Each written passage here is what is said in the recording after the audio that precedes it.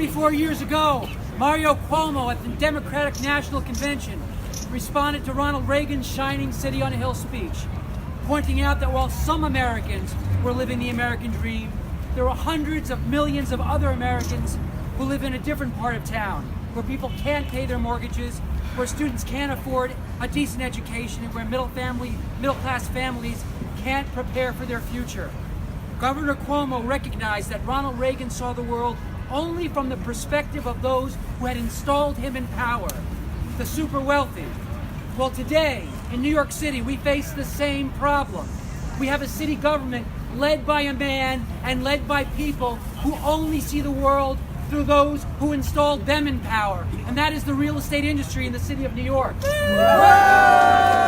And to ensure their primacy in city government, real estate developers have arranged to install their leaders at the top levels of city government. And after their terms are finished, they are rewarded with cushy jobs in positions that are designed to capitalize on their political connections. And as a result, today, at the BSA, we have a chair who is a former real estate lobbyist.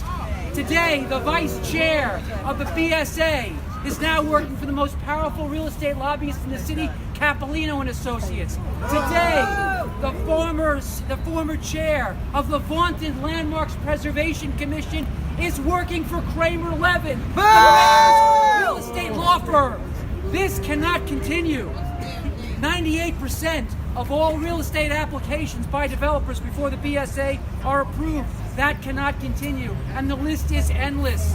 Today, public parks are becoming littered with condominiums, hotels, and other privately owned buildings. Skyscrapers upwards of 1,000 feet tall and higher are springing up not only on major thoroughfares, but on private, narrow one-way streets. Affordable housing is diminishing, homelessness is rising, and our municipal infrastructure is crumbling. Yes. My friends, this cannot continue. We need to take action.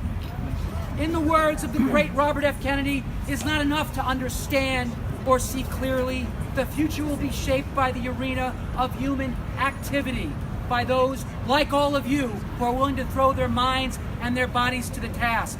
That means let's stop complaining and let's start doing. And it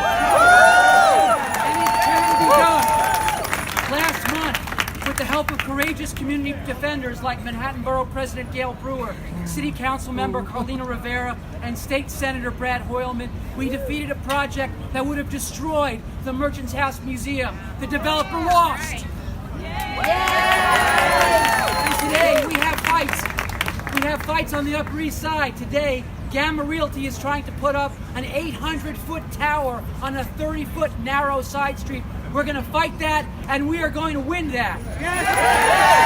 Just like when we worked with Tribeca Trust to preserve the oldest and most precious tower clock in the world at 346 Broadway. We won that too. Today we are fighting to preserve Theodore Roosevelt Park so that it doesn't become a private campus to a bunch of private buildings, because parks are for us. Parks are for people. This is our city. Parks have to be done, and it will be done, because we are New Yorkers, and we know that we're not afraid of a good political dust-up. So the next time a developer walks into your neighborhood and tells you the way it's going to be, the next time Gamma or Silverstein or Donald Trump hires a lobbyist and tries to build another monstrosity in your neighborhood, tell them you will not back down. We will not go quietly into the night. We will lock arms, we will fight, and we will win. This is our city. So today, tomorrow, tonight, every day, let's fight to preserve our city, because it belongs to all of us. Thank you.